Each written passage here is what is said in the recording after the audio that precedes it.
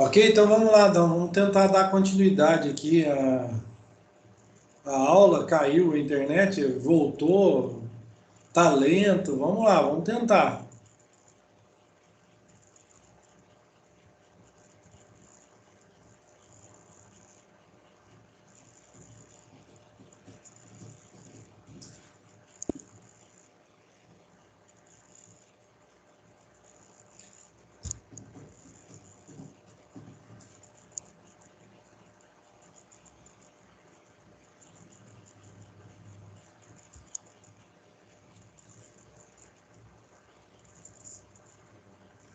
Vamos lá, vamos recomeçar aqui, né?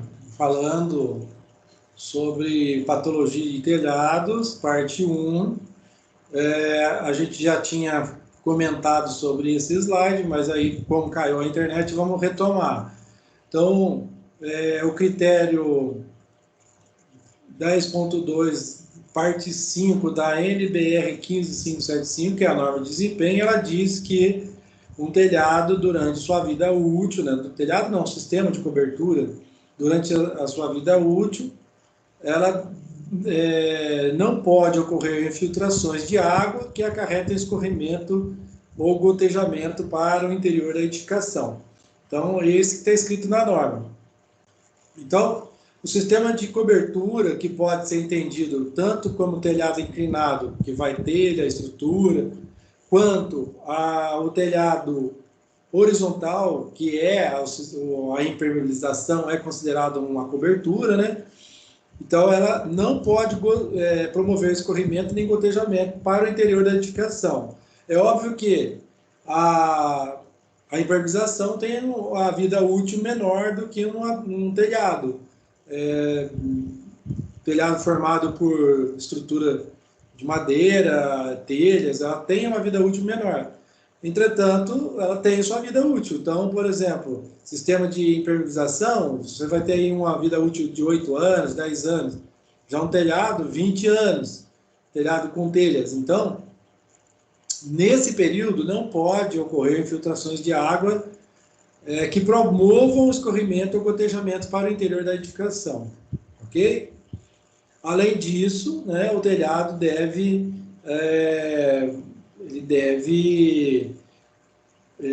promover, né, contribuir de maneira positiva para o conforto termoacústico do local, além de promover a estanqueidade contra chuva e vento, promover o conforto termoacústico.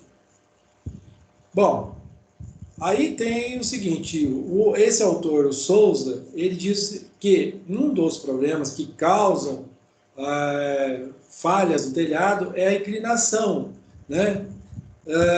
Essa inclinação, né, ela tem que prever o sistema de fixação, o sistema de encaixe e a impermeabilidade das telhas, entre outros. Então, veja bem, aqui nós temos um pergolado que foi construído sem nenhuma preocupação com a inclinação. Aí, o que acontecia aqui? Ele, como não tinha inclinação, a água empoçava, você pode observar a sujidade aqui, é uma telha translúcida, né, que permite a passagem de luz, e a sujidade que é formada nessa telha, a telha de policarbonato, e a sujidade já demonstra o problema de empoçamento de água, né? E aí ocorriam infiltrações, como dá para perceber aqui pela madeira úmida, né? E ainda ocorria o aparecimento de musgos, que é um indício de muita umidade presente na madeira, porque o musgo ele precisa tanto de água quanto de apodrecimento da madeira para ele sobreviver. Então, ele já é um indício de que a madeira está em estado avançado de deterioração. Então, o surgimento de musgo, que são pequenas plantas na madeira, é um reflexo da constante umidade na peça. Essas pequenas plantas dependem de água para sobreviver, né?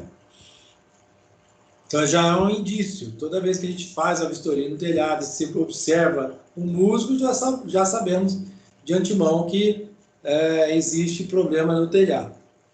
Com relação às telhas, são vários fatores que geram manifestações patológicas. A ausência de fixação ou falhas no encaixe entre as telhas, telhas trincadas ou quebradas, frestas entre telhas e rufos metálicos e falhas no assentamento de telhas cumieiras, entre outros. São esses pontos que a gente vai observar aqui nessa apresentação. Ok?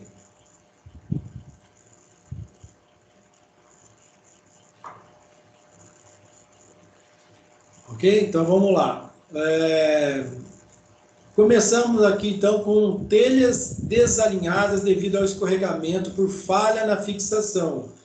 Olha, nós temos aqui um telhado que ele está jogando água para um lado, jogando água para o outro e cai no meio aqui. Tem uma calha. Só que, como é um telhado de telha cerâmica e a inclinação é acentuada, o que que acontece? As telhas elas começam a escorregar. Nessa situação, para que isso não ocorra, o certo seria fixar as telhas, amarrar as telhas de forma que venha garantir esse espaçamento para que a água caia na calha. Nessa situação, o que acaba acontecendo? A água que cai aqui, né, que deveria vir para a calha, ela acaba transpassando e indo parar lá do outro lado. E da mesma forma, acontece aqui. Então a água acaba indo um vai e vem até que ela infiltre no telhado. Era o que acontecia nesse telhado especificamente. Aqui, mais uma vez, telhas desalinhadas devido a problemas de escorregamento, de falha na fixação da telha.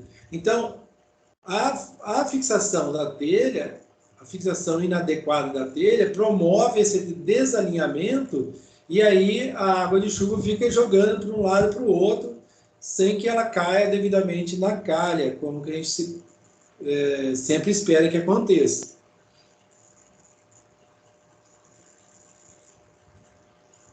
Aqui é a mesma coisa, só que é um telhado de telhas de concreto. Observe que o espaçamento para cair na calha é mínimo, porque houve escorregamento.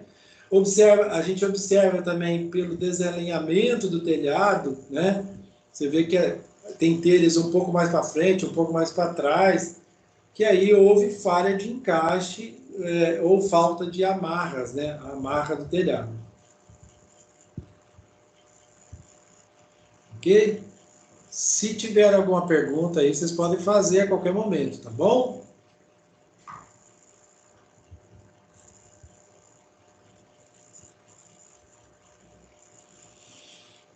Outro tipo de falha de execução é o uso, né, de argamassas que não conseguem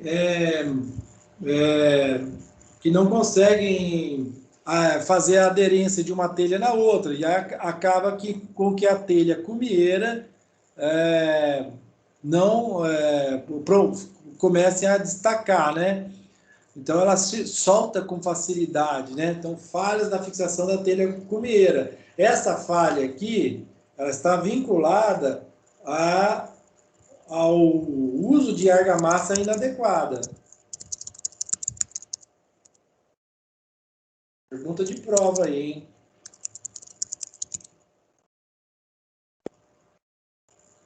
Não tem a ver com amarras, né? Apesar que você pode também amarrar, mas o ideal é você usar uma argamassa. Essa argamassa tem que ser flexível, então aí é recomendável o uso de cal, né? Nessa argamassa. Então você tem que ter uma argamassa de traço, cimento, cal e areia. Se for só de cimento e areia, ela fica uma argamassa rígida e aí acaba não contribuindo com a aderência, né? Ela pode aderir no início, mas com o passar do tempo ela vai destacar. Também não pode ser uma argamassa muito pobre de cimento, porque senão a argamassa também vai se soltar e a telha, por consequência disso, vai se soltar. Então, uma argamassa preparada, né? Um traço inadequado, vamos dizer assim, melhor dizendo, né?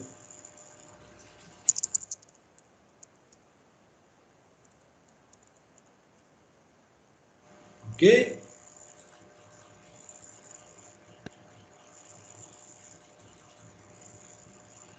Aqui nós temos uma telha cumieira, né? Assentada, assentada sobre um rufo metálico. Bom, o rufo metálico é feito de aço galvanizado e a gente não consegue ter uma aderência perfeita entre a argamassa e a telha e o rufo. Então, nessa situação, né, se você tiver uma situação semelhante a essa, o que a gente deve fazer? A gente deve promover a vedação aqui com selantes apropriados, né, para rufos, né? Então, tem selantes flexíveis que eles aderem tanto à telha quanto ao rufo. Aí você consegue uma boa vedação. Além disso, observe também que tem uma fresta grande ali entre a telha cumieira e a parede. Então, que pode, no futuro, provocar aí infiltrações. Era o que exatamente acontecia. Então, nessa única imagem aqui, a gente tem falha de vedação entre a telha cumieira e o rufo, fresta entre a telha cumieira e a parede e a própria telha que está se soltando. Você pode ver que tem trincas na argamassa de assentamento aqui. Então, eu tenho 3 problemas aqui, né? Eu tenho frestas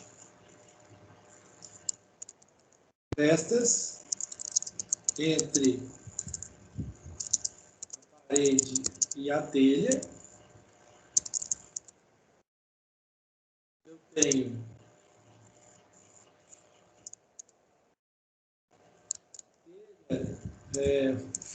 falha na vedação telha e rufo metálico.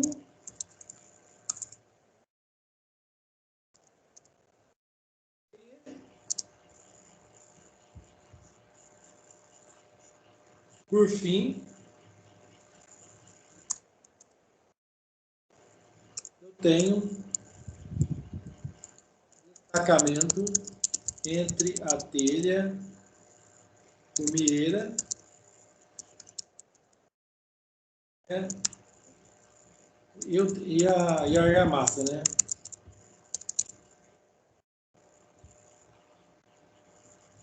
Então, são três falhas numa única imagem.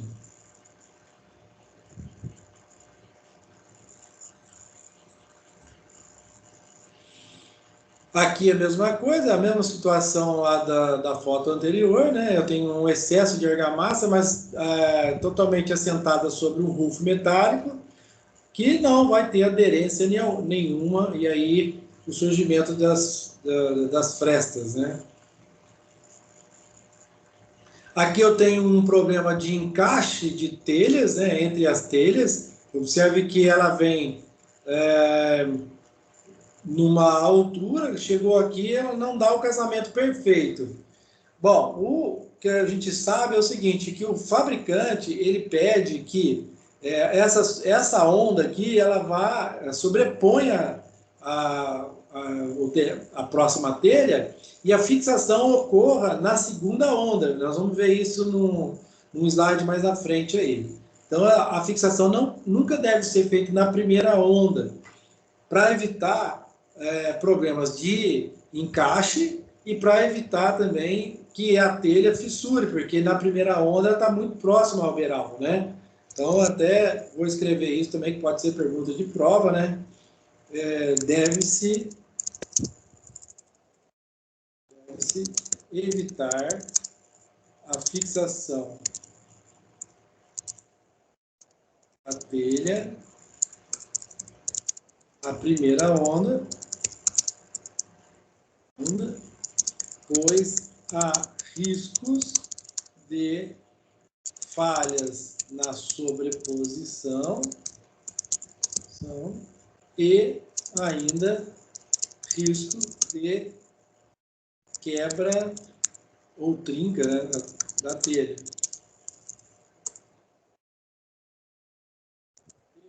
E a beirada da telha era mais frágil do que na segunda onda, né?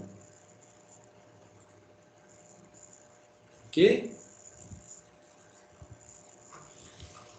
Nessa imagem aqui, a gente está vendo uma distância entre a viga de madeira e a parede maior do que o recomendado pelo fabricante. Se a gente olhar aqui na imagem que a gente tirou do fabricante, ele diz o seguinte, que essa distância D aqui, que é 100 mais 80 mais 20, né?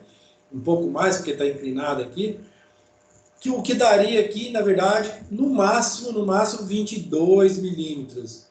Essa aqui é a minha mão, né? Meu palmo aí tem aí uns 25 centímetros, mais ou menos. Então, eu tenho aqui pelo menos 45 centímetros de distância. Ou seja, 2 vezes mais que recomenda o fabricante. E por que o fabricante recomenda isso? Por 2 motivos. Para que o rufo que vem aqui em cima não possa encaixar de maneira mais correta aqui, né? Senão vou ter que ter um rufo muito grande. E ainda, para que não ocorra risco da pessoa que vai fazer a manutenção pisar num buraco de 50 centímetros, né? Porque aqui se ele pisar aqui, a telha vai ficar muito frágil. Então, aqui com 20 centímetros, ele pode pisar que não ia quebrar, porque ele ia pegar parte do pé na madeira e parte do pé na parede. Então, por isso é que eles recomendam essa distância.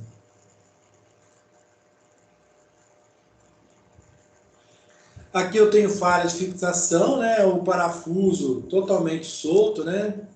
Parafuso de fixação da telha totalmente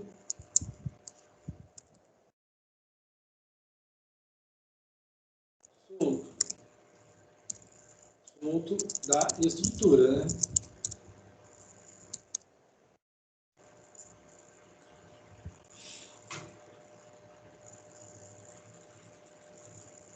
Aqui aquela informação que a gente tinha dito, né? O fabricante ele recomenda que a fixação ocorra na segunda onda e na quinta onda, sempre evitando fixar na primeira onda, né?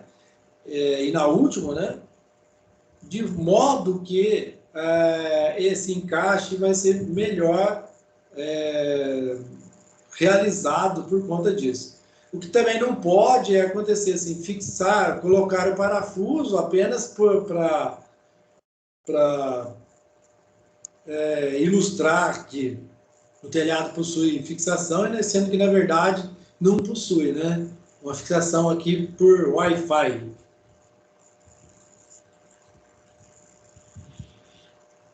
Uma coisa importante, né, na fixação de telhas, quando o telhado ultrapassar inclinações maior ou igual a 30%, né, ou quando houver cortes nas telhas para ajustes, é obrigatório fazer a amarração, como você tem nessa foto aqui. Uma telha amarrada à estrutura, tem um arame aqui, bem aqui, ó.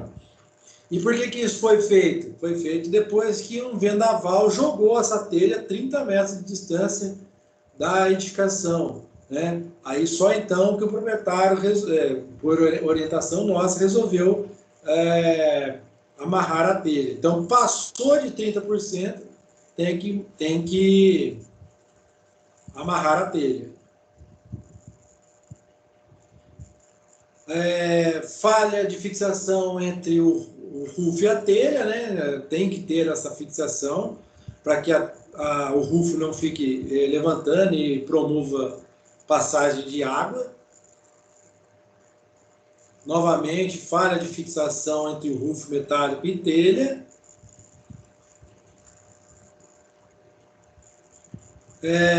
Uso de pedaços de telhas para promover. Você pode observar aqui que são telhas sujas e um pedaço de telha nova.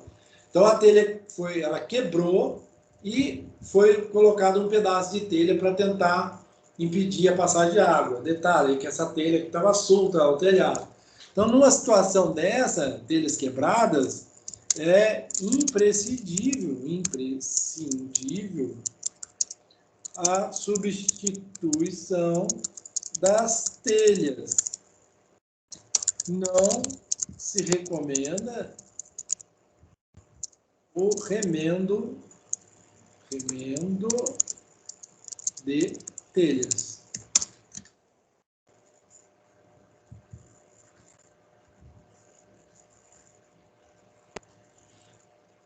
Ok? Bom, se não se recomenda remendos, nem com fita adesiva é recomendável. Por quê? A durabilidade da fita é menor do que a durabilidade da telha. A água de chuva irá encontrar um obstáculo quando correr sobre a telha. E no caso de telhas trincadas ou furadas, recomenda-se a sua substituição integral.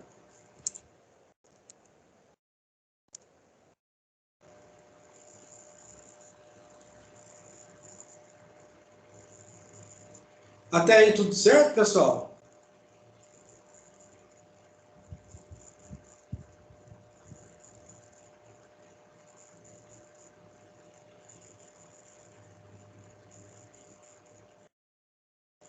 Sim, né?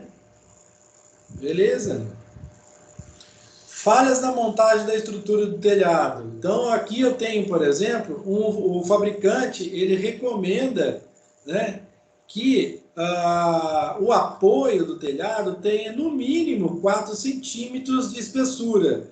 E você acha que com um tábua de madeira eu vou conseguir isso? É óbvio que não, porque a tábua, era, no máximo que eu vou ter, é 2,5 cm. Então, a largura mínima do apoio, né, deve ser de no mínimo 4. Então, quem tem essa dimensão de 4 aí é o caibro, né? Pelo menos isso. E apesar de eu ter um caibro aqui, uma viga, né, o apoio mesmo em si é de tábua, que o uso de tábua usada em obra, além de improvisações de tábua para dar um nível do telhado aqui. A sujidade no fundo da calha é um indício, né? É um indício de falhas, é um indício de falhas da inclinação da calha ou obstáculo entre o condutor e o fundo da calha. Então, sujidade é problema. Frestas aqui nesse caso específico, quando a telha encosta na parede, é obrigatório que tenha rufo metálico, né? O que nesse caso específico não tinha. Mais uma vez, ó, aqui, ó, acontece o seguinte: a telha ela foi cortada para dar um encaixe aqui. Você observe que a telha, esse é o tamanho normal dela. Aqui, ó. Vou pegar aqui uma seta aqui. Esse aqui é o tamanho da telha. E olha para você ver que ela foi cortada para dar o acabamento final aqui. Acontece que quando você corta, você perde o encaixe dela Nessa situação, a telha, você pode até cortar, só que você tem que promover a amarração da telha. Então, nesse caso, é necessário, quando for dar o acabamento, que as telhas sejam amarradas ao ripamento. Então, nesse telhado especificamente, as telhas que estavam à frente aqui já tinham escorregado e caído.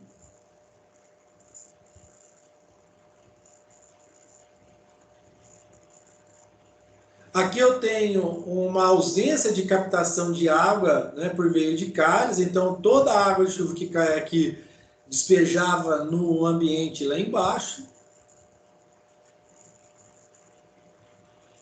telhas quebradas e soltas sobre o telhado, né, totalmente solta.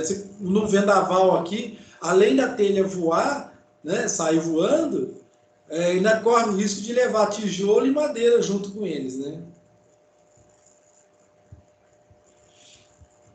Condutor instalado na lateral da calha e não no fundo, né, promovendo constante empoçamento de água no fundo da calha. Aí, ó. Então, o fundo da calha sempre com água, porque a água, para ir embora, precisaria subir no condutor, até o condutor, porque tem um beiralzinho ali que não dá no fundo da calha. Então, o ideal é que o condutor seja instalado no fundo da calha. E aí, depois, o condutor joga a água onde? Num ambiente que é aberto. Não, o condutor ele não pode despejar que nem uma cachoeira.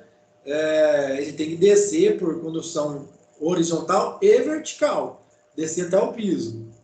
Então, a água deve descer até o piso, por meio de condutores, né? Aqui eu tenho um rufo metálico totalmente instalado de forma inadequada, né? Tem argamassa, já desprendeu aqui, do reboco, tem vedação por vedacalha em alguns trechos, em outros trechos não tem, então totalmente inadequado a vedação entre o rufo metálico e a parede. Então, pessoal, a parte 1 da aula seria isso aí, tá? Eu não vou me estender mais a esse assunto para a gente não se prolongar muito ao tema e devagar mesmo. Alguma pergunta, algum ponto que vocês queiram que seja colocado aí?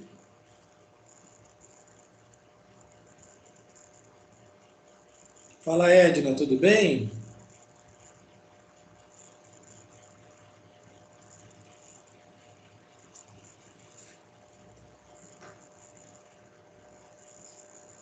Vocês querem colocar, vou fazer alguma pergunta? Telha ecológica é melhor? É a pergunta do Rodrigo. É melhor na questão de durabilidade? Olha, vou ser bem sincero com você, eu não conheço os critérios de durabilidade da telha ecológica. O que eu sei sobre ela é que o processo de fabricação dela, ela promove menos agressão ao meio ambiente, isso sim. Agora, se a questão de durabilidade, eu não sei te informar, nós teríamos que ver informações de catálogo, se qual é a durabilidade dessa telha em comparação a que tipo de telha, né? Porque se a gente for ver aí a telha cerâmica, a durabilidade dela aí é de 30 anos para mais, né? Se você fizer as devidas manutenções. Já a telha ecológica, eu não sei te informar. Teríamos que fazer uma pesquisa sobre o assunto. Por que, Rodrigo, você está querendo comprar uma? Comprar uma telha ecológica para o seu telhado aí?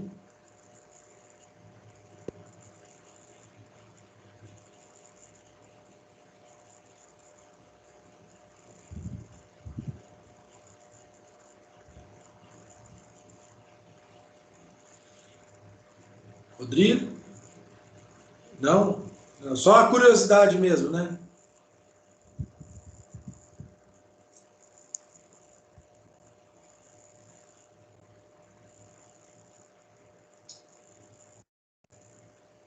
Tá.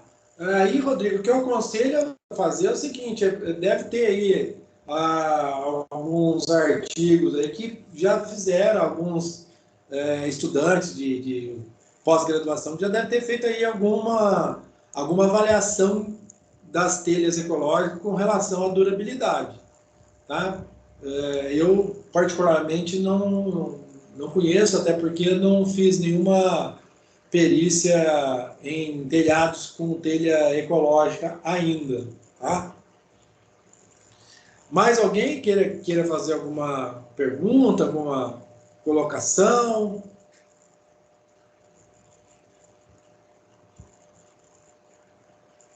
Não?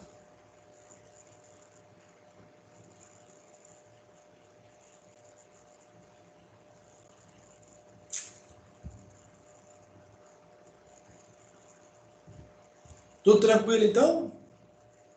Vocês querem continuar? Querem encerrar por aqui?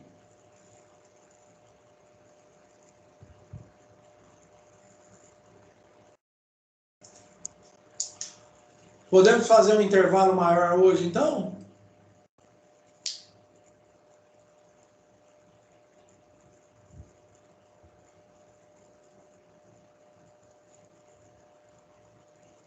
Alô?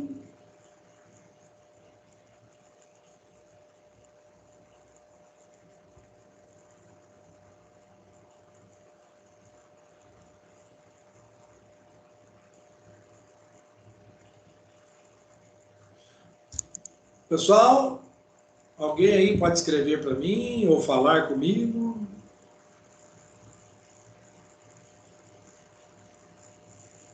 Sim? Podemos fazer um intervalo maior, então?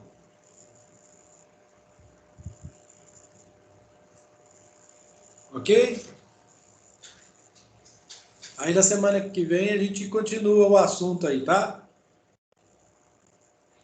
Beleza?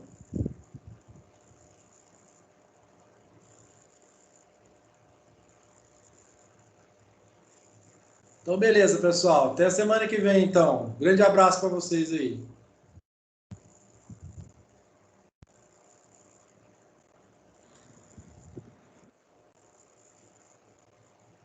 Essa internet está lenta para dar aqui.